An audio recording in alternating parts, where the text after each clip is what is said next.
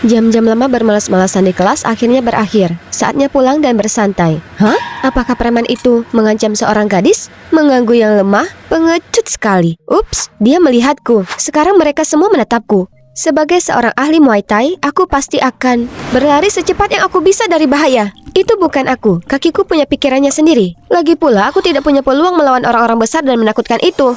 Aku mungkin akan terluka jika coba membantu. Lalu dia akan memanggilku idiot yang payah. Namun sebagian diriku masih berharap aku bisa melakukan sesuatu. Saat aku sedang merenung dari jauh, seorang pria menyerang mereka entah dari mana, lalu menjatuhkan mereka semua. Sepertinya dia tahu seni bela diri, seperti aku. Ngomong-ngomong, aku Jamie, dan ceritaku benar-benar normal. Jangan lupa klik like dan subscribe. Aku tidak menyangka akan melihat ayahku pulang sepagi ini. Sayang, kamu sudah kembali. Bagaimana harimu? Hai ayah, semuanya baik-baik saja. Hanya aku dan ayah sejak ibuku meninggal saat aku masih kecil. Dia ayah terbaik yang bisa kuharapkan, tapi dia dijauhi oleh seluruh kota ini. Dia salah satu petugas pemadam kebakaran yang melaporkan kecelakaan kebakaran tragis sekitar setahun yang lalu. Mereka berhasil menyelamatkan banyak nyawa, tetapi sayangnya ada korban jiwa. Setelah itu, pemadam kebakaran menjadi kambing hitam kota hanya karena mereka tidak bisa menyelamatkan semua orang. Namun, aku bisa melihat lebih jelas daripada siapapun seberapa besar pengorbanan ayahku. Dia selalu menutupi lengan kirinya dan menyuruhku tidak memberitahu siapapun tentang itu. Dianggap itu bagian pekerjaannya, dan masih merasa bersalah tentang tragedi itu. Yang lebih penting, dia mengajariku untuk bersedia membantu orang lain apapun yang terjadi. Jamie kecil mendengarkannya dan selalu membantu. Tapi sekeras apapun kami berusaha, kami masih harus menanggung omong kosong penduduk kota akan bisa seharusnya. Jadi sekarang aku hidup dengan aturanku sendiri. Jangan jadi pahlawan. Hey, itu membantu karakter Jesse Eisenberg bertahan hidup di dunia zombie. Jadi itu pasti akan membantuku menjalani hidup. Jadi gadis kecil yang bahagia itu sekarang memiliki wajah cemberut permanen seperti baju besinya. Berkat penampilan luarku yang tangguh, tidak seorang pun akan berkelahi denganku atau berbicara buruk tentangku. Setidaknya tidak di depanku. Efek sampingnya termasuk tidak punya teman, ditindas oleh guru, dan diabaikan hampir sepanjang waktu. Kalian tahu sikap dingin yang biasa. Keesokan harinya, aku menikmati hari yang membosankan saat aku tiba-tiba dipanggil ke kantor kepala sekolah karena membuli sesama SMA. Apa? Ternyata gadis yang dalam kesulitan kemarin, Betty, melaporkan semua kepada kepala sekolah sambil dengan mudah menempatkanku di geng itu. Aku mencoba membela diriku sendiri, tapi usahaku tampak sia-sia. Ya, aku tidak terlalu kaget. Seperti ayah, seperti anak. Aku benar-benar khawatir dengan keselamatan murid-muridku, terutama karena akhir-akhir ini kekerasan jalanan merajalela di daerah ini. Perilaku buruk seperti itu bahkan lebih serius jika dilakukan olehmu daripada orang-orang tolol itu. Ya Tuhan, aku bahkan tidak menyentuh sehelai rambut pun di kepala siapapun. Dia jelas menyalahkanku hanya karena aku tidak membantu. Tapi mengatakan kebenaran sama dengan menambahkan bahan bakar ke dalam api. Aku yakin hukuman yang tepat untukmu adalah skorsing langsung selama 2 minggu. Tidak, Pak. Aku tidak bisa menjadi kaki tangan mereka karena aku akan mendirikan klub bela diri untuk anak perempuan. Sama sepertimu, aku sangat khawatir tentang banyak serangan baru-baru ini. Oleh karena itu, aku ingin membantu mereka bersiap. Aku mencoba merekrut Betty, tapi dia dikelilingi oleh begitu banyak dari mereka, sementara aku sendirian. Itu seperti perang melawan kekalahan. Aku benar-benar melarikan diri hingga aku bisa melaporkannya kepadamu. Betty pasti salah mengira aku salah satu dari mereka. Pidatoku yang tidak jelas itu berlangsung cukup lama sebelum akhirnya dia membiarkanku pergi. Aku harus menggertak untuk menjawab banyak pertanyaannya. Di mana klub itu diadakan? Kapan? Berapa banyak anggotanya? Dan karena dia bilang dia akan datang sesekali, aku benar-benar harus membuat klub bela diri dan mulai merekrut siswa. Hari pertama klub itu hanya beberapa gadis yang datang. Baiklah, aku tidak begitu peduli dengan hal ini. Itu hanya alasan bagiku untuk dibebaskan. Aku meraih 2 gadis yang paling tinggi, lalu meminta mereka memperagakan gerakan sehingga yang lain bisa mengikutinya. Saat penyerang menyerang, silakan pergelangan tanganmu untuk menjepit lengannya. Lompat dan boom. Boom. Iya. Boom.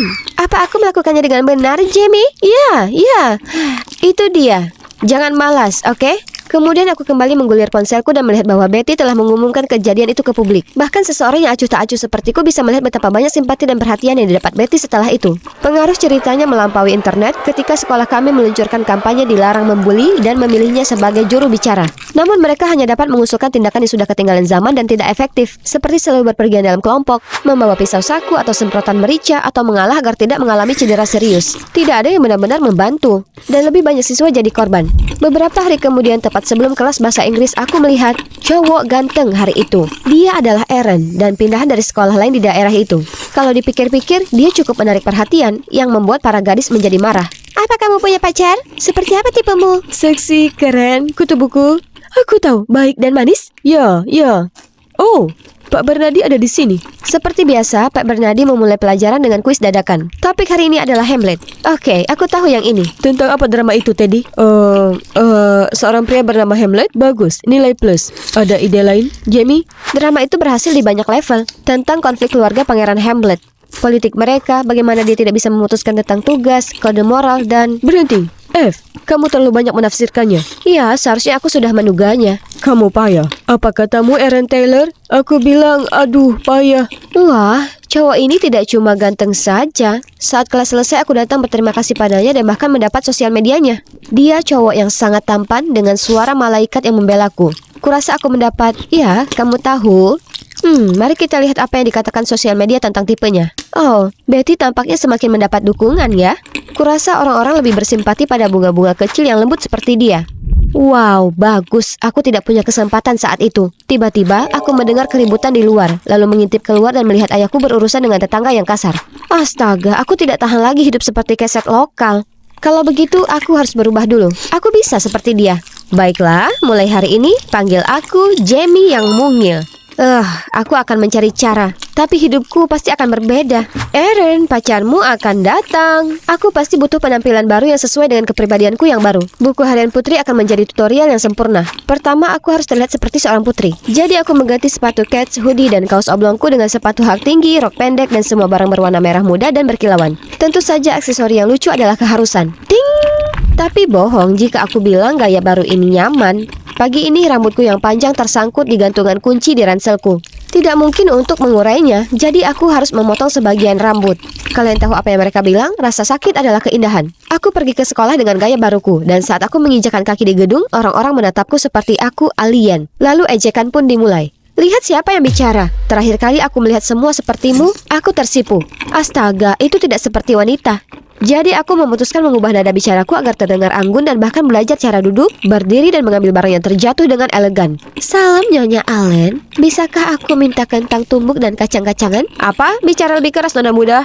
Maaf, bisa seseorang menjadi boneka dan membantu tolong? Tapi mereka menatapku dengan pandangan menghakimi.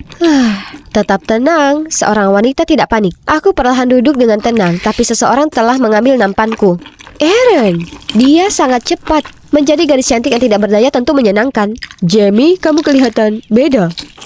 Aku memang selalu kelihatan seperti ini, konyol. Sejak saat itu, kami mulai makan siang bersama. Aku merasa aman di dekatnya karena dia baru di sini dan tidak tahu tentang masa laluku.